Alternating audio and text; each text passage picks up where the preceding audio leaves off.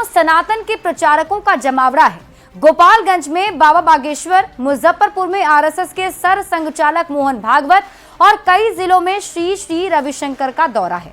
अब इन दौरों पर सियासत खूब हो रही है। खासकर पंडित धीरेन्द्र शास्त्री के हिंदू राष्ट्र वाले बयान पर विपक्ष पंडित धीरेन्द्र शास्त्री के बहाने बीजेपी पर निशाना साध रहा है, तो बीजेपी भी जवाब देने में कहां पीछे रहने वाली थी। लिहाजा फागुन के महीने में होली से ठीक पहले फिजाओं में सियासी रंग खूब घुल रहा है। ये रिपोर्ट देखिए। एक बात हृदय से बोल रहे, हिंदू राष्ट्र की आवाज कहीं से अगर उठेगी तो सबसे ज्यादा बिहार से ही पहले उठेगी। ये है सनातन की त्रिमूर्ति, पंडित धीरेन्द्र कृष्ण शास्त्री कथावाचक, श्री श्री रविशंकर आध्यात्मिक गुरु, मोहन भागवत आरएसएस सरसंघ चालक। ये तीनों बिहार दौरे पर हैं और चुनावी साल वाले बिहार में इनके दौरे की चर्चा तेज है और सबसे ज्यादा चर्चाओं में है कथावाचक पंडित धीरेन्द्र कृष्ण शास्त्री, जिन्होंने हिंदू राष्ट्र की हुंकार क्या भरी। बिहार की फिजाओं में सियासी उबाल आ गया।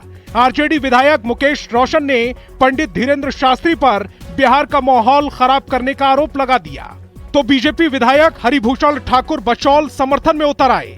बिहार जो है एकता भाईचारा का संदेश देने का काम करता है। सामाजिक उन्माद फैलाने के लिए लोग आते हैं और ये लोग दंगाई पार्टी के सदस्य हैं, प्रचारक हैं लोग। और जब जब बिहार आते हैं तो ये लोग जातीय उन्माद फैलाने का काम करते हैं, एकता भाईचारा को भंग करने का काम करते हैं। लोकसभा चुनाव से पहले भी आए थे, फिर विधानसभा चुनाव आ गया तो इनको बिहार का याद आ गया। ये लोग का फ्लाइट सीधे बिहार की तरफ अब रुक करेगा, देखते जाइए। भारत का दो टुकड़ा हुआ, अब जो शेष टुकड़ा है वह हिंदुओं का है और हिंदू राष्ट्र की आवाज बिहार से बाबा उठाए हैं, हम लोग उसका समर्थन करते हैं। ध्रुवीकरण की कोशिश से राष्ट्रीय जनता दल कह रही है कि बीजेपी ध्रुवीकरण की कोशिश। राष्ट्रीय जनता दल क्या करेंगे? वो जो तुष्टीकरण की नीति करते हैं वो जग जाहिर है। मुस्लिमों को वोट प्राप्त करने के लिए किसी कुकर्म तक राजद जा सकती है। देश में राज कर रहे हैं यानी मोदी बाबा, तो बाबाओं का झुंड उनके पास है। बिहार में चुनाव है इसी साल 2025 में और इसलिए वो बाबाओं को भेज रहे हैं यहाँ कुछ करने के लिए, लेकिन यहाँ की जनता तो पहले तय कर चुका, देर कर दिया, लोग देर कर चुका।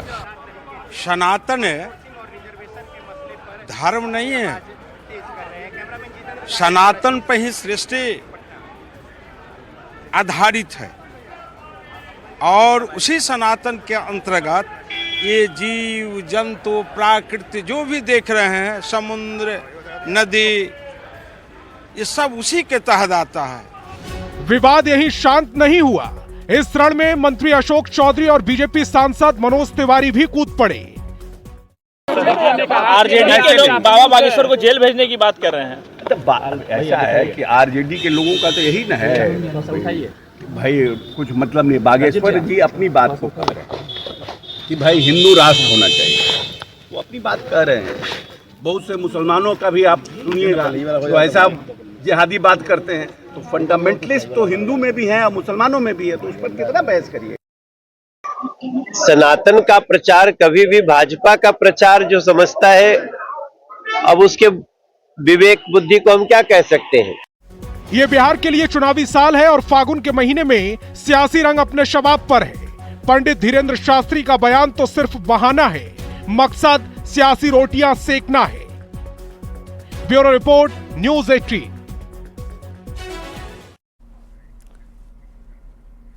और अब आप धीरेन्द्र शास्त्री के बयान पर सियासी घमासान को समझिए। देखिए, धीरेन्द्र शास्त्री बाबा बागेश्वर के नाम से जाने जाते हैं और बाबा बागेश्वर के कार्यक्रम में देखा जाता है कि काफी भीड़ जुटती है। बात अगर बिहार की करें तो बिहार में भी लाखों लोग उन्हें सुनने के लिए पहुंचते हैं और देश भर की तरह बिहार में भी बाबा बागेश्वर के बहुत सारे प्रशंसक हैं। बाबा बागेश्वर सनातन पर खुलकर बोलते हैं, हिंदू राष्ट्र की बात करते हैं। पिछले बिहार दौरे के दौरान भी बाबा बागेश्वर ने हिंदू राष्ट्र की बात कही थी। आपको याद होगा, पटना में वो कार्यक्रम था और पटना में भी वो पहुंचे थे, तब भी उन्होंने हिंदू राष्ट्र की बात कही थी और तब भी बिहार की सियासत में गर्माहट आ गई थी। विपक्ष नेता ध्रुवीकरण का आरोप लगाते रहे हैं। विपक्ष के नेताओं का आरोप है कि बीजेपी बाबा बागेश्वर जैसे साधु संतों के जरिए ध्रुवीकरण कराना चाहती है, जबकि बीजेपी के नेताओं का यह कहना है कि बाबा बागेश्वर एक हिंदू संत हैं, हमारा उनसे क्या लेना देना। हिंदू संत के नाते उनका हिंदू राष्ट्र की बात करना क्या गलत है। फिलहाल बाबा बागेश्वर बिहार के दौरे पर हैं और बिहार का सियासी पारा उनके आने से हाई हो गया है। बढ़ते